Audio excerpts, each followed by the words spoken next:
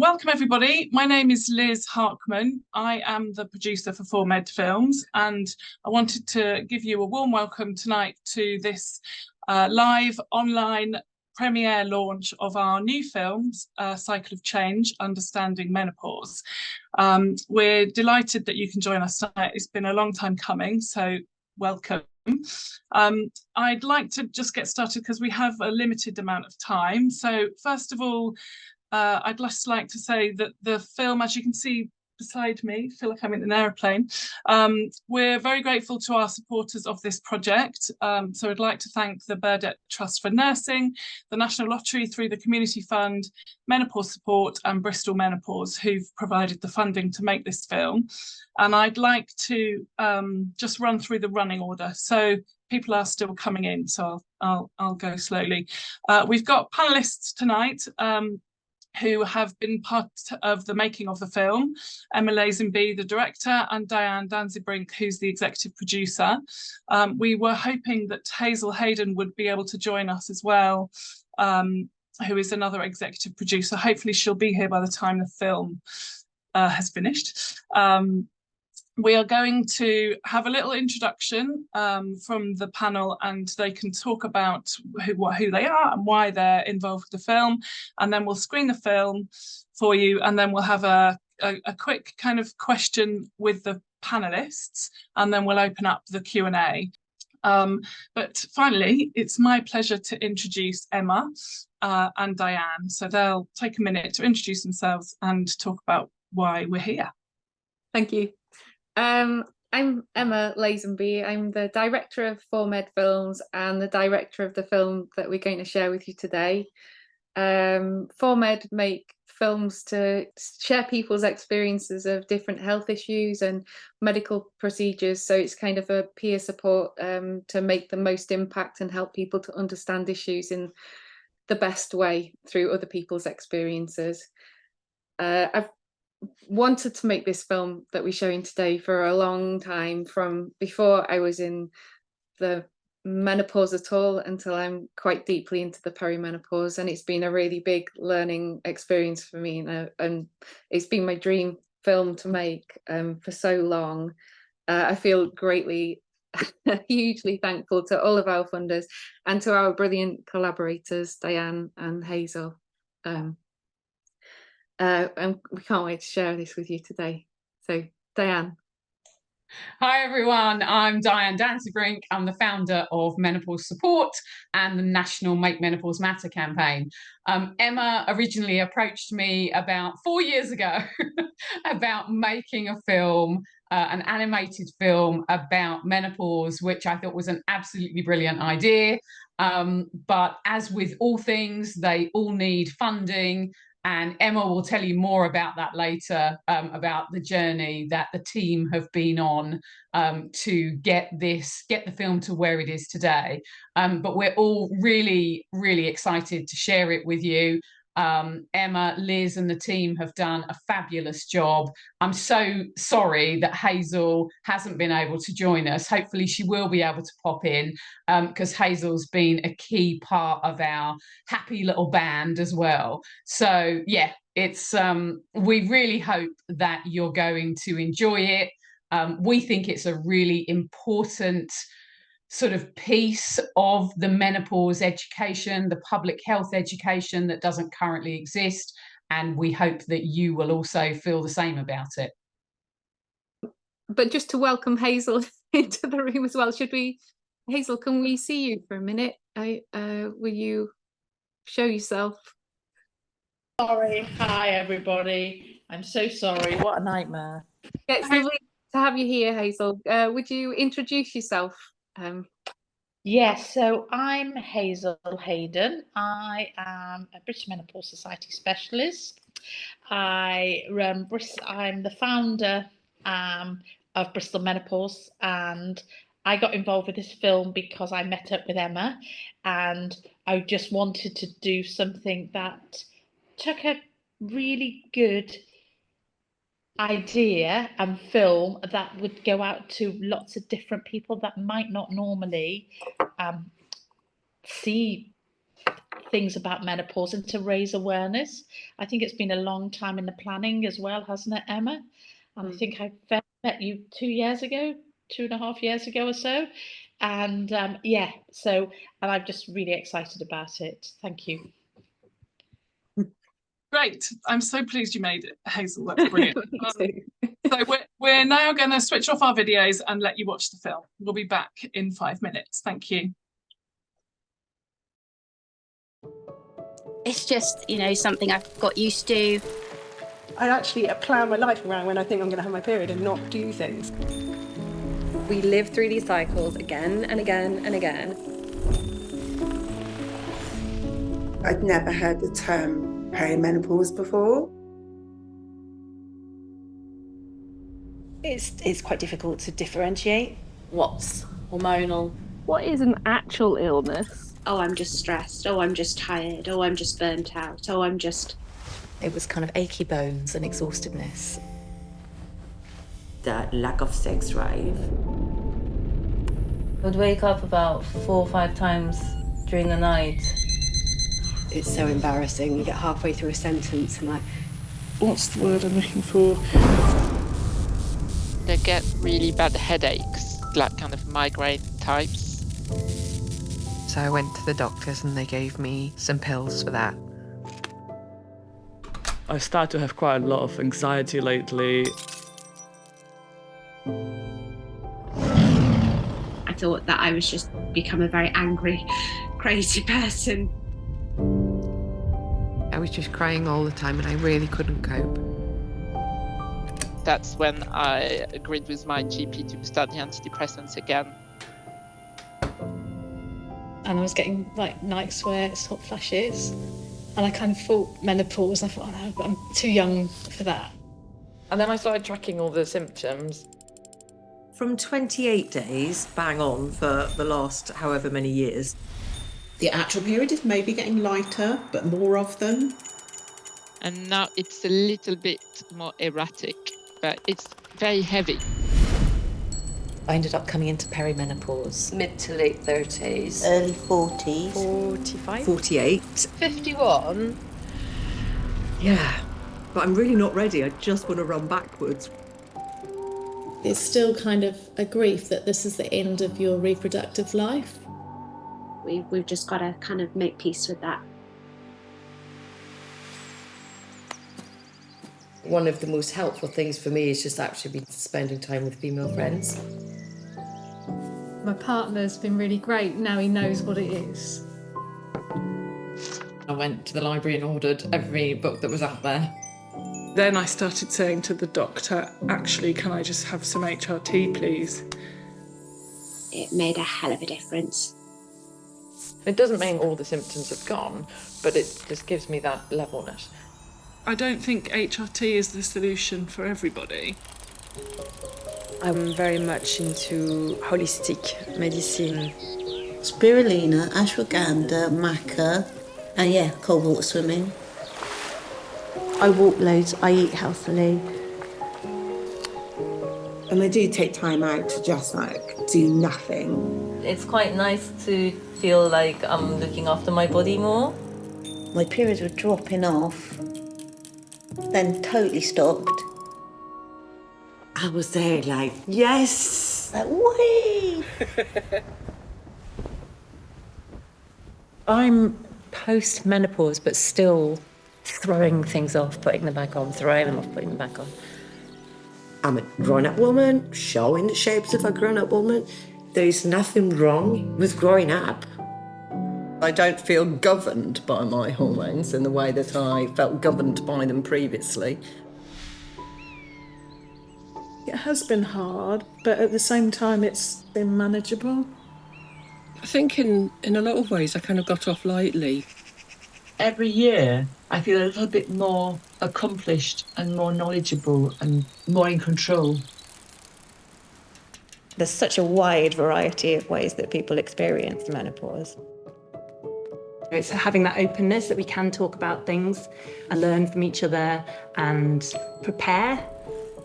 Acknowledging that it's happening, like this is a natural part of being a woman. Be kind to yourself, because it is a real time of change. It's really vital that we talk about it, whether that's within our family or within the workplace or socially. We just need to talk.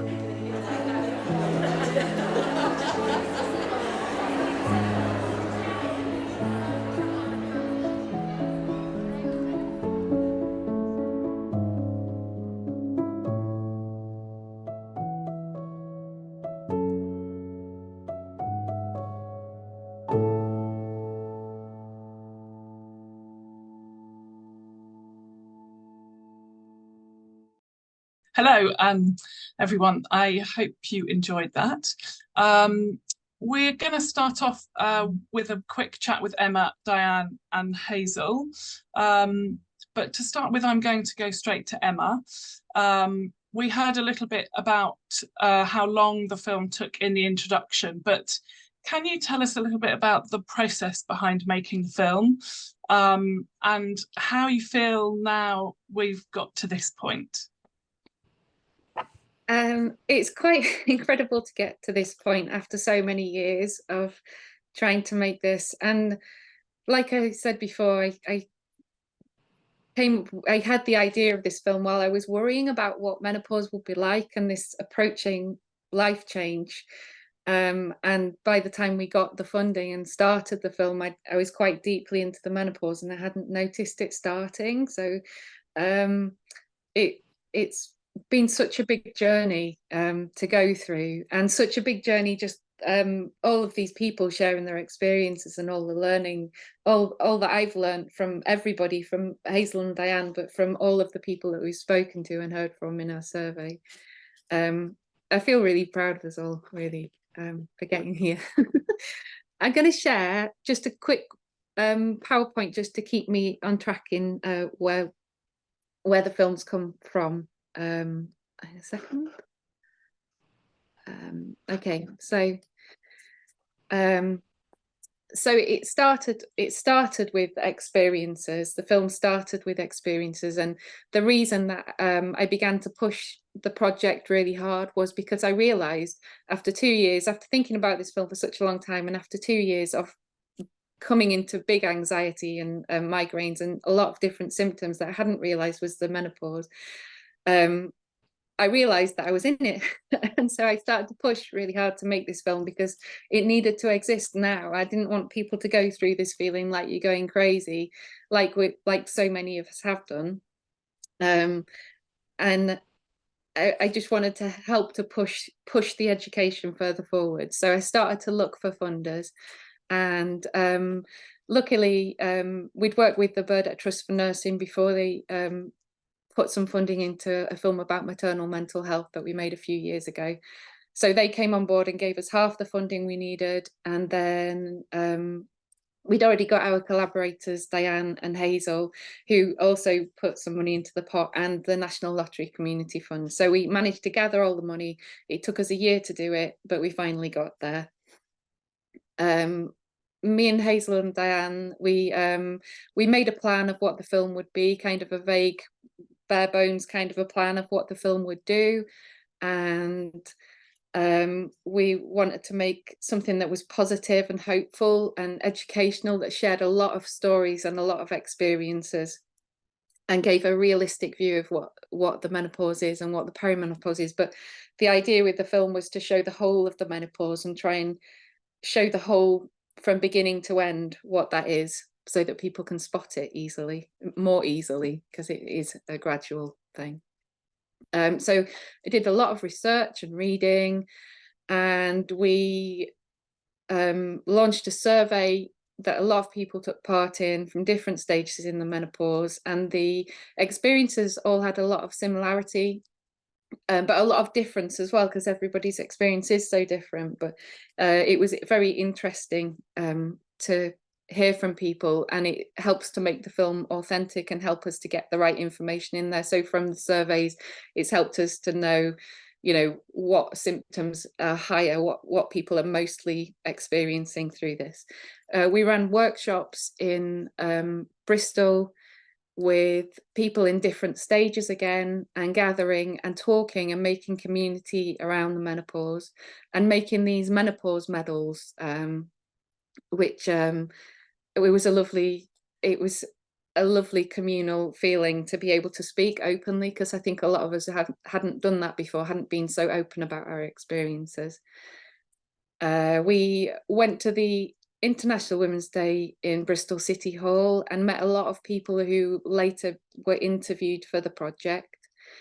And we were working with Ali Brown, who's a brilliant facilitator and runs the Cabinet of Compassion. And so we ended up with 20 hours of audio footage from workshops and from one-to-one interviews that needed to be edited down into a 5-minute film to tell the story of menopause, which is a giant task, but it's a kind of task I love. It's like a puzzle, and it was a lot of experience, and there was a lot of things that were said over and over again, and a lot of things that were never said again. So we were trying to tell the story of menopause through all of these women's voices. We ended up with 32 voices in the film, and trying to give an overview of different experiences and different things that happen to people. So that started to come together, as did my deepening awareness of where I was, and it has been a real learning curve. And through this, I understand and accept where I am much more deeply than I would have done without making this film. I'm lucky to have done that. But a lot of that learning was from the women that we spoke to, and from the conversations in workshops, and from continued conversations. And it is something really big that feels to come from this film, and from, hopefully it will help a lot of people to start these conversations and just to have a really more of an overview and a look at what happens, and a more of an understanding.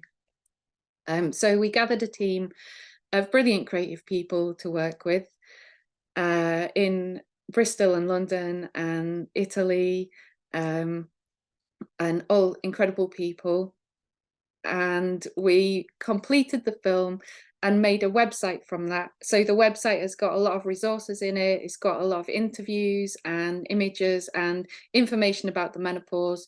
And so it's a free resources, everything on the website to use and share, and to spread, and help people to talk about it. How do you feel now that it's finished, Emma? I mean, what's your thoughts for the next bit? I'm looking forward to sharing it and being able to share it and trying to push it to as widely as possible. We're trying to get, it's a free resource, so we want you all to share it and to use it and to share it in your work and intranet and to GPs, and try and push it widely. I'm looking forward to just keeping the conversation going. Brilliant, thanks. That leads nicely to Diane. Hello again, Diane. So obviously, as a long-term menopause campaigner, you've been in this space for quite a while, long before the kind of recent menopause on the headlines and kind of raising in the profile. Can you talk a little bit about how you feel about the film and your involvement, but also how you think it might help move that conversation forwards? Yeah, I mean, I'm really proud to have been involved in the film, and I think, what's been fabulous about it is it's been a small, dedicated team of people who all really wanted to see a free resource out there, really one that should have been produced centrally. This should be something that really is part of a national public health campaign. But as things stand, we're having to do those things ourselves as a community.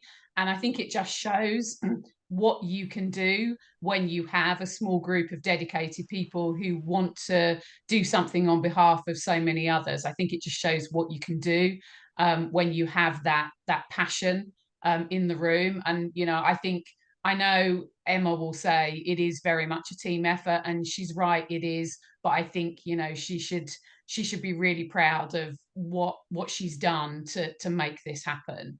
I think it has huge potential. I think it has enormous potential in public health.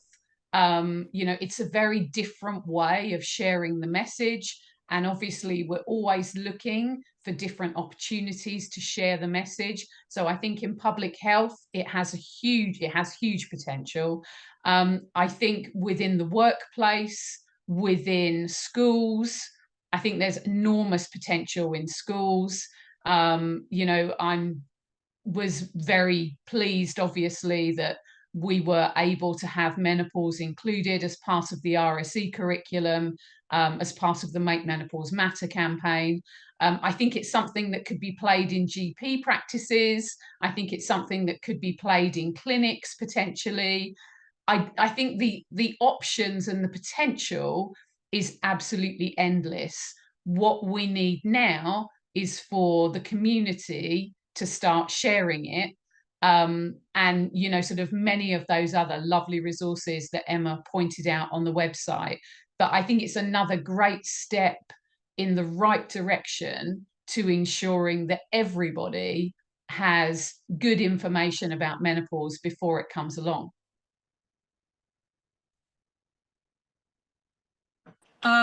There is a question in the chat I'm just going to jump to because it relates to what you've just said. So the question was, will this go into schools? I mean, are you able to talk a little bit more about how that might happen? Yeah, so we're menopause support, we're currently creating a resource for schools, and the film will be part of that. So obviously, I don't know how many schools will, will take that up. But again, it will be another free resource. So we've recently produced a free information booklet, which has been brilliantly received. This is the perfect thing to go alongside that. But as I say, we're producing a resource specifically for schools.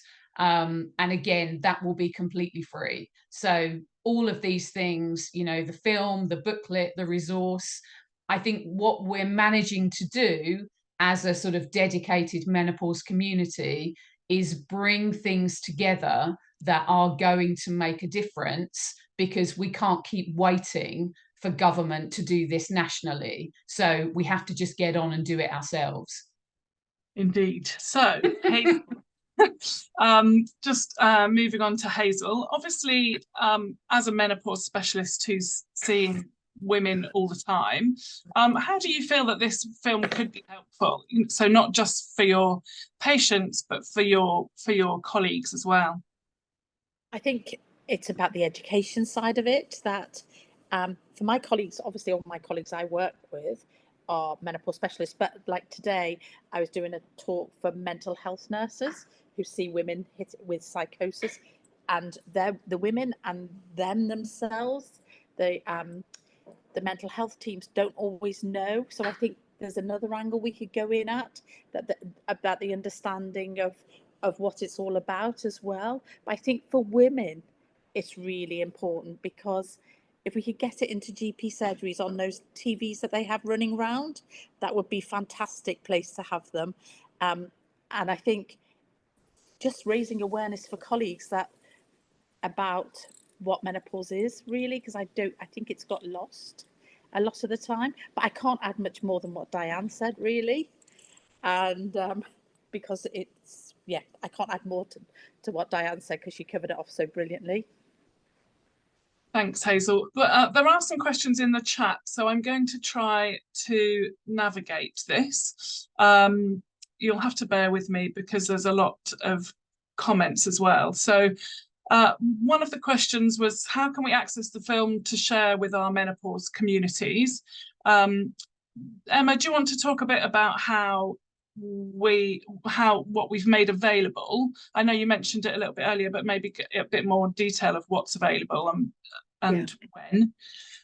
So the website Cycle of Change, is it there where my finger's pointing? Cycleofchange.org. It's got the film, short versions of the film, all of the interviews, and some images with information about how many people experience sleep difficulties from our survey. There's a lot of information on the website. So go on the website, look at it. There's you can share anything off the website. You can embed it in your website or share it on social media. Everything is free to share and not restrained. So please just go on the website and share it, embed it. There is a share pack on there as well, which explains how to share it and how to embed it into your website. Brilliant. I'm sure we'll have other questions the same. There's quite a lot of questions about how we share it, and the website does have all of that information on it, so please do. The film is live now. I think on YouTube it was launched as we went live, so you should be able to access it after this session. There was another question that Hazel would like to specifically answer. The question is it possible to go in and out of perimenopause? Oh yes, it is for some women. It does, and that's what makes it sometimes more confusing. But yes, you can. Some women do go into menopause, and we've seen women that might have not had a period for a year even, and then suddenly their periods start regularly again. Often it's a life event that's made something change, but yeah, it can happen to some women. Yeah, I was trying to answer it in the chat and I couldn't. That's fine. That's what you're the specialist for, and that's why you're here. Right, let me just plough through. Lots of people. I mean, I don't know how how much of the chat the audience can see, apart from the ones I'm trying to say thanks to, but the panelists as well. Like, there's lots of really positive comments, which is great. It's really nice to hear. And there's quite a few people in the room that were actually part of the film and the making of the film, that were either at the workshops or people that we've interviewed, or who are involved with ForMed Films as directors. So it's really nice to have people. I want to thank all of you so much as well, all of you that took part, everybody who filmed in the survey, but all the people that came to the workshops. It's just been, and were interviewed, it's been such a huge pleasure to work with you. We couldn't have done it without you. Thank you. There's another question that I'd like to answer live, or I'd like to pass on to Emma to answer, because she'll have more information. But there was a question that says, I'm curious to know how diverse the participants are, and did you get any experiences from any underrepresented groups? That's a really hard question to answer. We did. We met people. It was a very Bristol-based project for the interviews, but we did meet a lot of different people from different places and different communities, and I don't know how to answer apart from to say that. What do you say, Liz? Yeah, I mean, we, the survey was obviously open wide, and Diane shared that, and so did Hazel share that across their platforms. And the interviews were an open call, so and we worked really hard to share that open call with as many people as possible. Obviously, there's always more you can do, and more you can get. And obviously, looking at the room, we're not a particularly diverse panel. But we did, try really hard to make sure that the voices in the film were representative of the people who experience this. Similarly, with regards to the experiences of menopause, like the different transitions that women go through, and the different, ages in which people experience perimenopause and menopause. There was a lady in the chat who wrote about early menopause due to surgery, and those kind of different experiences. We were really trying to get as much information as possible, and the interviews, which is what I'm leading to, have a bit of a broader spectrum of voices than we were able to include in the 5-minute final film. So do check out those interviews as well, because the interviews are a bit more in depth. And the interviews as well, there's a couple to edit, and things that we're missing that we are intending to interview people of surgical menopause, and things that are missing. We want to share different experiences and a range of experiences, which we've got a range, but we need more of a range still. The website will keep growing. It's not the end now, it's still growing. There is another question that's quite interesting. I don't quite know how we'll answer it, but I would quite like to air it because I think it's an interesting conversation. And this is where I'm regretting that they're not being able to have a discussion. But the question is, it's great, but tell me what your choice was not to picture any men at all. There is some men pictured in it as partners, but not many, no. I mean, I'm trying to think whether that was a conscious or unconscious decision. I mean, from my perspective, it's almost, it feels like we should be telling this from the female perspective. I don't know if anyone, Diane, Hazel, have any thoughts on that. My feeling would, oh, go on, Diane. No, go on, you go. Well, my feeling is that actually it's only a 5-minute film, really hard to get the man's perspective in it.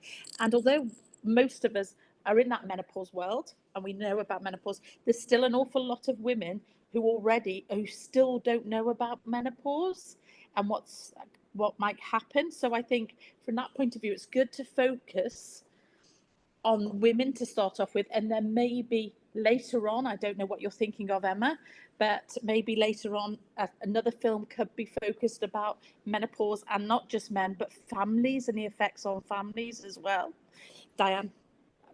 No, I was just going to say, I've watched the film grow from, sort of the very early days until watching it today. And it didn't strike me that there were no men included, because there is a partner in the bed, there is a partner rubbing feet, etc. So it never struck me that there were no men included. I like these questions. It's good to provoke those thoughts. Thanks, Liz.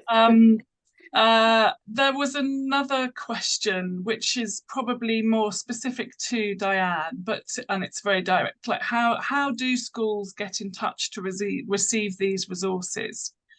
So, I mean, as far as the film is concerned, it's going to be via the website, and I know, Emma, you're going to share that again towards the end.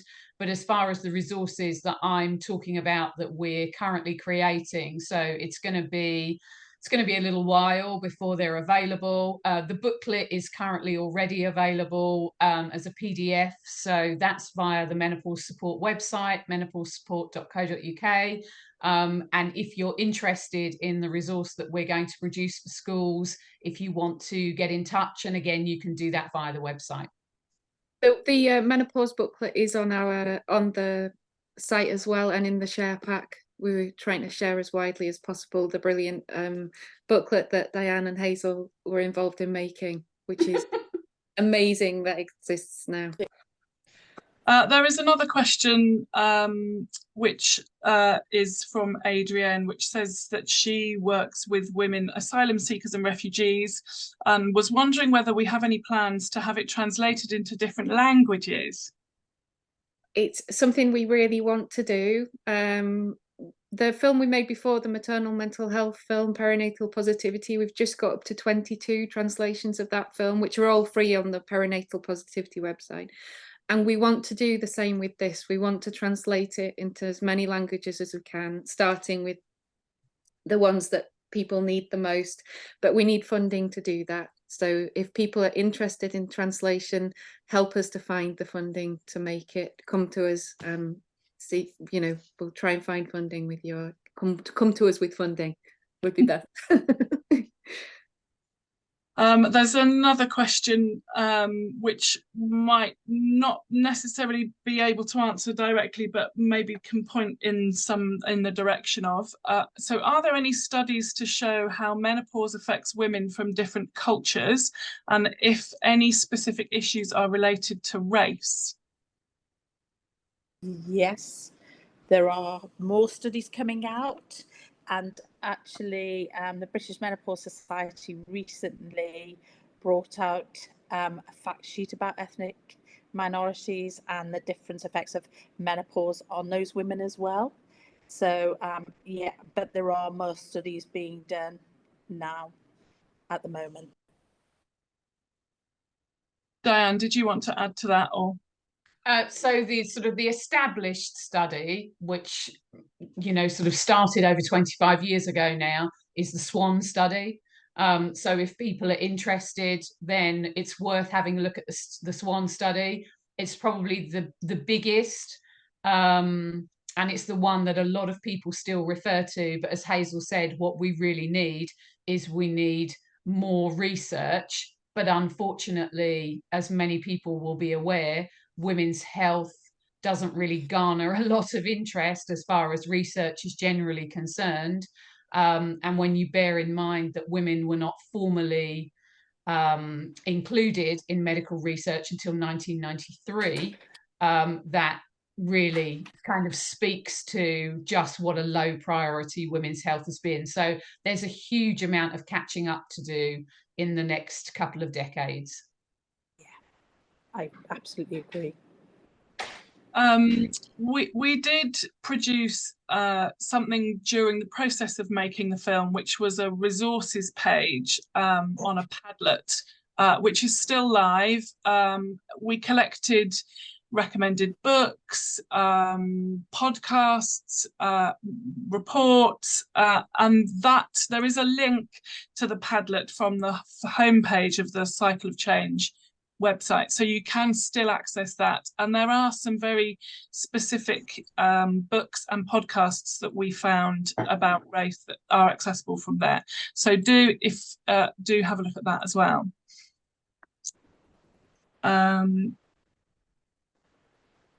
So Linda asks, can we share the film on Facebook on Menopause Day and share it that way? Absolutely. I mean, as we've said, the film is there now.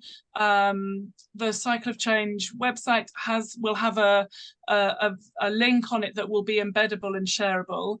And if you can follow us on 4Med Films across Facebook, Twitter or X, and Instagram, we will be sharing the film as well, so you can share from us and from the Menopause Support Network Facebook page and from Hazel's Facebook page. So let's flood the internet with this film and get it out there as far as possible. Just a quick one, we're running out of time. I just want to make sure I've caught all the questions. If anybody has any final ones, it's now 7:45. I just want to say thank you all so much for joining us this evening. It's been a real labour of love from the team, so it's really great to finally have the film out there and available. So we are, the call to action is to you. Please share it, find it, and there's been some fantastic suggestions in the chat about, or in their Q&A, about how people are going to use it in their workplace and within their communities. So please do that.